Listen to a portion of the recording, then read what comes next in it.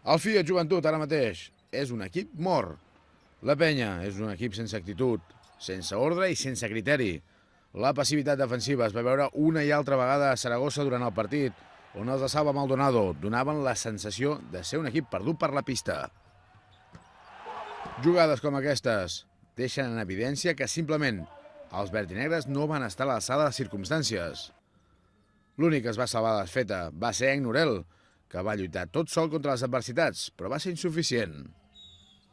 A més, en atac, la Penya va fer la guerra pel seu compte i el resultat final queda clar en aquesta acció d'Eulis Báez.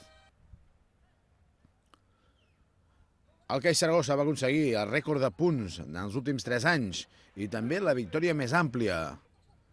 Els jugadors aragonesos Carlos Cabezas, Sam Van Rossum, John Stefansson i Chad Topper van fer el seu rècord de valoració a l'ACB.